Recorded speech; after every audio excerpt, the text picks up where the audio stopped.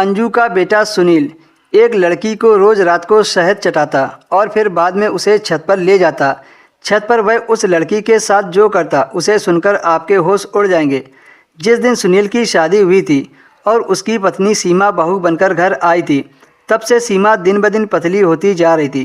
धीरे धीरे वह बहुत कमज़ोर होती चली गई। अंजू यह देखकर बहुत परेशान होती थी कि उसकी बहू को ससुराल आते ही अचानक से क्या हो गया। अंजू ने सीमा के सारे टेस्ट करवाए, लेकिन टेस्ट में कुछ नहीं निकला। रिपोर्ट सारी नॉर्मल ही थी। अंजू को तो कुछ समझ नहीं आ रहा था कि आखिर उसकी बहू दिन ब दिन कमज़ोर होती क्यों चली जा रही है। जब डॉक्टरों से कुछ आराम नहीं मिला तो वह सीमा को पहुँचे हुए बाबा के पास लेकर जाने लगी। उसे लगा कि कहीं उसकी बहू को कोई बुरी साया या बुरी नज़र न पड़ गई हो। बाबाओं के काफ़ी चक्कर काटने के बाद भी जब कुछ फ़र्क नहीं पड़ा, सीमा की हालत सुधरने का नाम ही नहीं ले रही थी। दोस्तों, इस कहानी की शुरुआत होती है उस दिन से जब अंजू अपनी बहन के घर जाती है। बहन के घर जाते समय अचानक से उसे एक सुनसान जगह पर किसी लड़की की रोने की आवाज़ सुनाई दी। अचानक से ऐसी आवाज़ से अंजू घबरा गई। उसने इधर उधर देखा तो एक लड़की अपने घुटनों से मुंह छुपाए रो रही थी।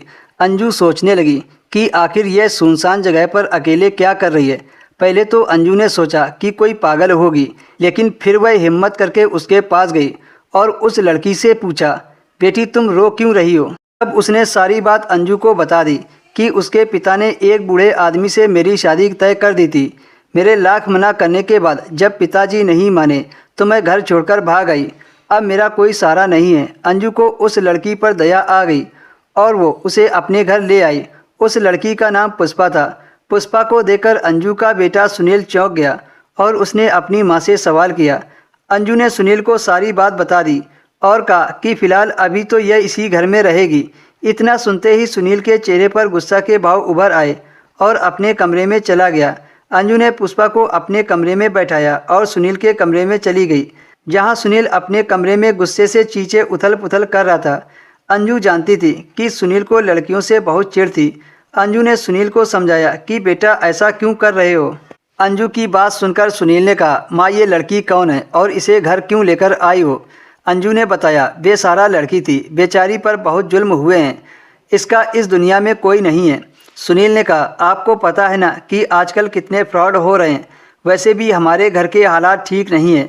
अंजू ने कहा, बेटा सब एक जैसे नहीं होते हैं, ये शक्ल से कितनी मासूम लग रही है, अगर हमारे साथ कुछ गलत होगा तो देखा जाएगा। काफ़ी समझाने के बाद सुनील मान गया। धीरे धीरे दिन गुजरने लगे। पुष्पा को इस घर में आए हुए 6 महीने बीत गए थे। पुष्पा यानी कि सीमा अब शादी के लायक हो गई थी।